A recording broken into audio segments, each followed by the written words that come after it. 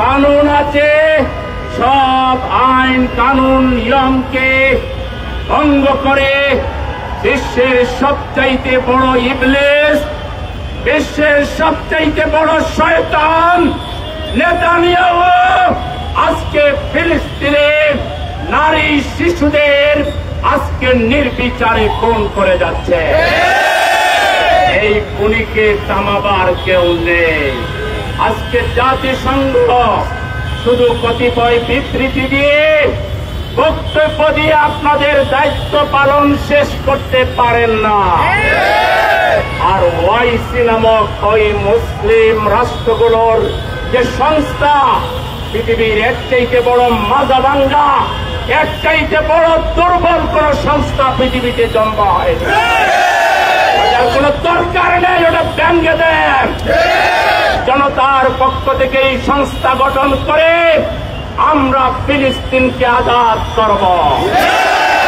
এই মুহূর্তে বিশ্বের কোটি কোটি মানুষের একটাই দাবি, স্বাধীন ফিলিস্তিনি রাষ্ট্র গঠন করতে হবে। এটার জন্য শুধু 45 কিলোমিটারের গাজাবাসী নয়, পৃথিবীর কোটি কোটি বনি আদম আমাদের শিশুদের মর্যাদা রক্ষায় আমরাও জীবন দিতে কুণ্ঠাবোধ করব না। হয়তো স্বাধীন ফিলিস্তিন, নয়তো ফিলিস্তিনের শিশুদের মতো আমাদেরও মৃত্যু। আমরা শহীদ মৃত্যু চাই, আমরা ইহুদিদের কাছে মাথা নত করব না। আর নেতানিয়াহু আর তোমার অভিভাবকরা অপেক্ষা করো, আসমানের পক্ষ থেকে ডিসিশন খুব শীঘ্রই আসবে। তোমার লাশ অন্য পশুরা খাবে, কুকুর খাবে, তোমার মাটিও কোথায় হবে না। নেতানিয়াহু তুমি ফেরাউন নমরুদের শিক্ষা গ্রহণ করো, তোমাকে অবশ্যই উচিত জবাব দেওয়া হবে। এভাবেই তুমি পার পাবা না। সুতরাং আজকে আমরা এখনো জাতিসংঘকে বলবো, বিশ্বের অধিকাংশ রাষ্ট্র যেখানে স্বাধীন ফিলিস্তিন রাষ্ট্রের পক্ষ নিয়েছে, মত দিয়েছে, অতএব জাতিসংঘের পক্ষ থেকে আপনারা সেটি কার্যকর করার জন্য যে ধরনের ভূমিকা নেওয়া দরকার সেটি নিয়ে গাজা খালি করবেন। ওই স্বপ্ন দুঃস্বপ্নে পরিণত হবে। গাজা কখনো খালি হবে না। এটা মুসলমানদের প্রথম কিবলা মসজিদুল আকসা।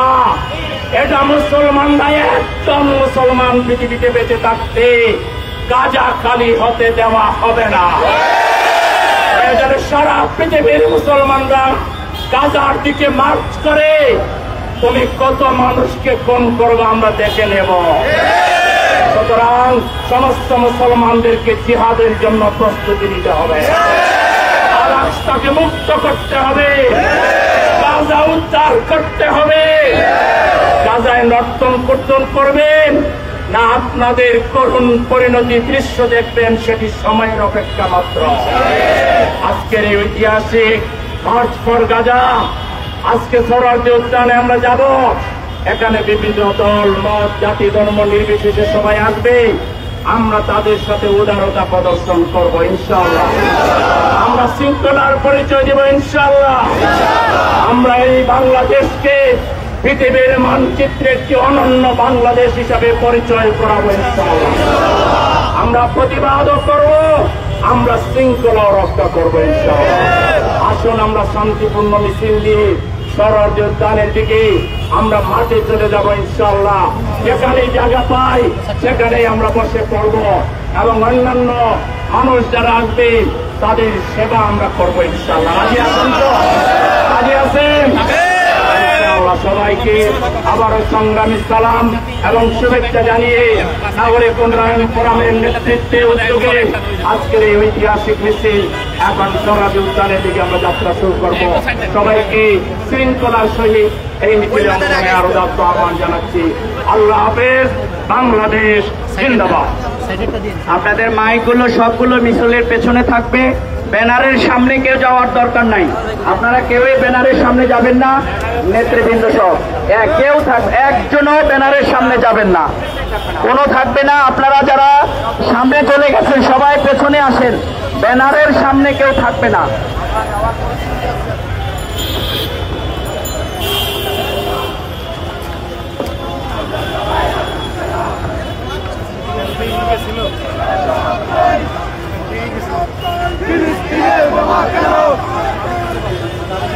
আমার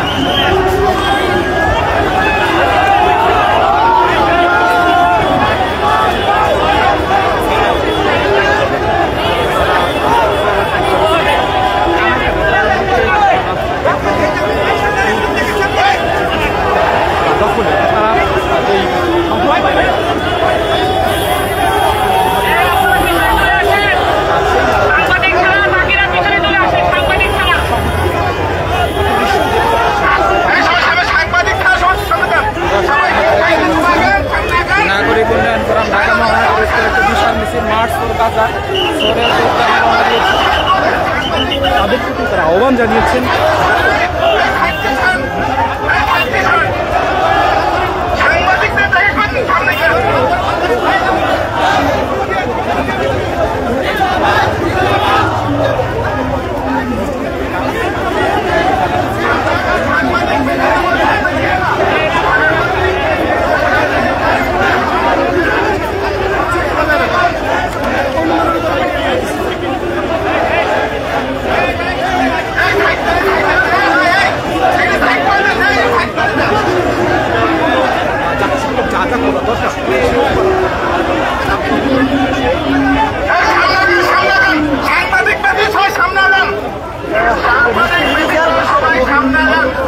সাংবাদিক ব্যতীত সবাই সামনে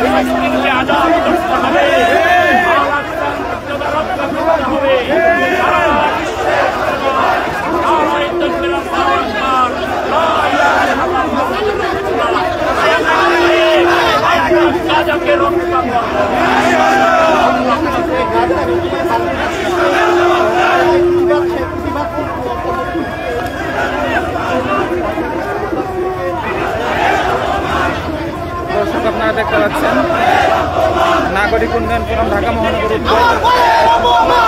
মোহাম্মদ সেলিমউদ্দিন একটি বিশাল মিছিল মাঠদর গাজা দিকে এগিয়ে যাচ্ছে।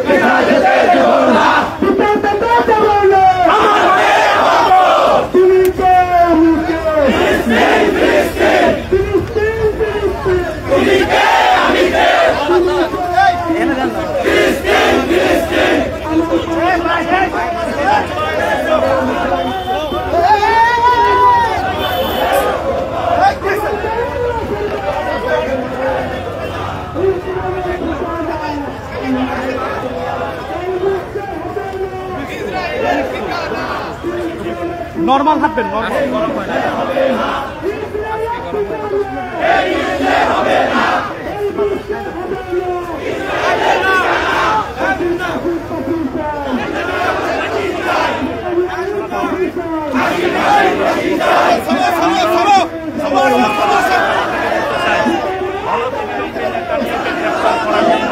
সারা মুসলিম বিশ্ব এবং নন মুসলিম বিশ্ব সবাইকে এক হতে নেতানিয়াহুকে গ্রেফতার করে বিচারের মুখোমুখি করাতে হবে এবং স্বাধীন ফিলিস্তিন রাষ্ট্র অধিকাংশ রাষ্ট্রগুলো সমর্থন করেছে, এটা কার্যকর করতে হবে এবং এই খুনি নেতানিয়াহু আমার শিশুদেরকে, নারীদেরকে যেভাবে তাদেরকে হত্যা করেছে, এই হত্যার বিচার করতে হবে।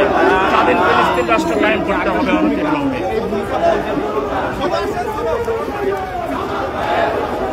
এই সামনে যারা আছেন সাংবাদিক যারা বাকি বাইরে সাইডে দাঁড়িয়ে যান, আপনারা পিছনে চলে আসেন। সামনে যারা আছেন সামনে যারা আছেন পিছনে চলে আসেন।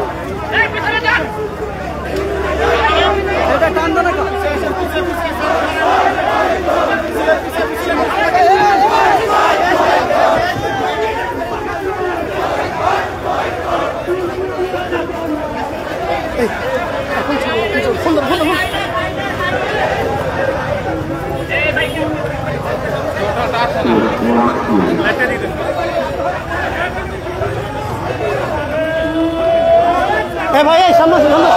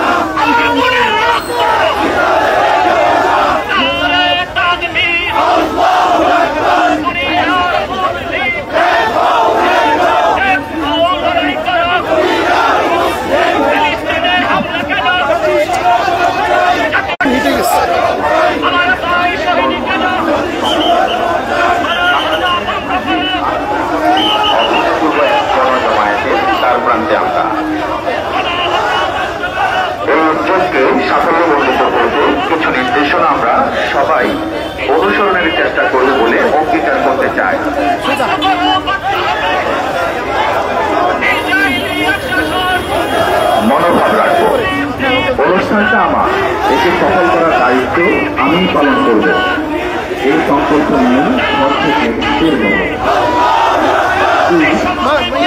হব